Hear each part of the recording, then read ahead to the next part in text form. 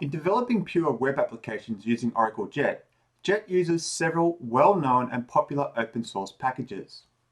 Firstly, Git, or JIT, in conjunction with GitHub, provides access to the source for the other packages. Node.js's Node Package Manager. This is used to install the other developer packages that Oracle Jet uses. Yeoman, a web application scaffold tool for creating the shell of each Jet application.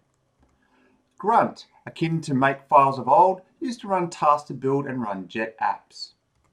Bower, separate to npm, designed to download front-end runtime artifacts. And finally, Oracle Jet itself, the Jet tooling and runtime that uses and extends the other tooling. Now, I'd like to say it's nearly possible to install all of these in one command line, but Git and npm, which must be installed first, require a few more steps.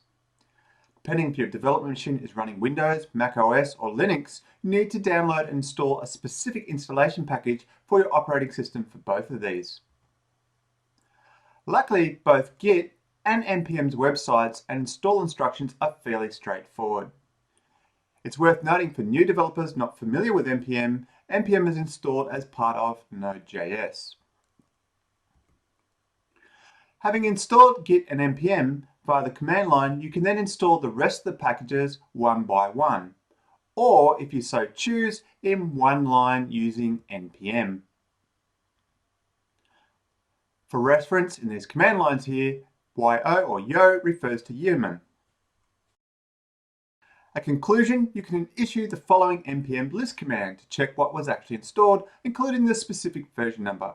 Here you can see an example taken from my Mac. In order to build mobile hybrid applications with Oracle Jet separate from web applications, there are a few additional steps. Using npm, you must also install Apache Cordova for the mobile development. From here, you need to make a choice of which mobile platform you're going to support, if not all of them.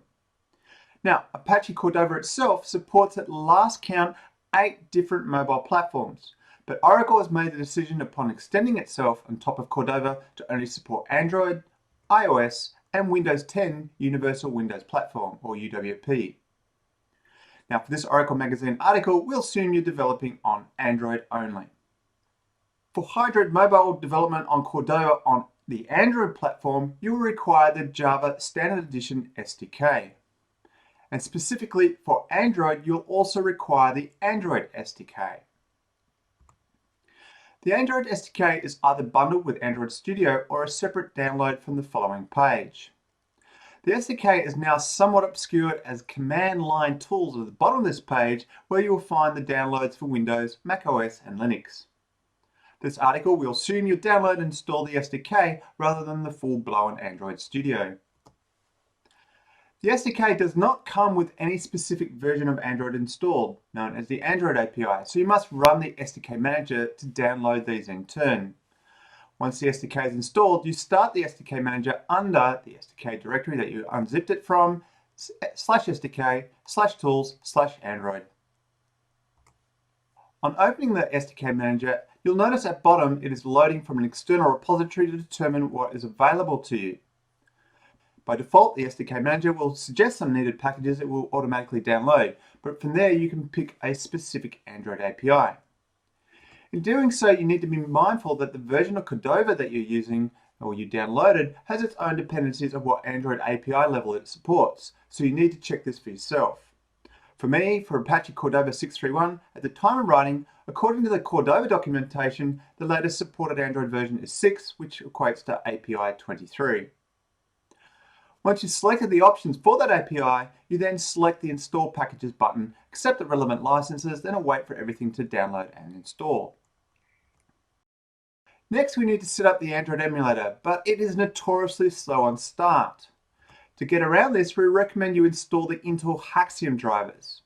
For any Intel-based PC, including Windows and Mac OS, this will greatly increase the speed of the Android emulator.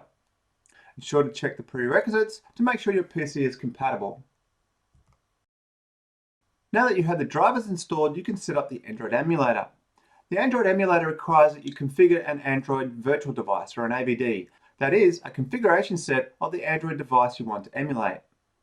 Luckily, the Android emulator has a number of predefined templates that make this easier. With the SDK Manager running, select the Manage AVDs menu option. In the resulting AVD Manager window, select the Device Definitions tab, where it will list a number of pre-configured AVDs for known devices like the Nexus 5. On selecting this, then Create AVD, you will be presented with the remaining options you need to configure yourself.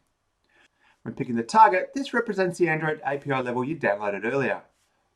Remember to pick something relevant to your Cordova release.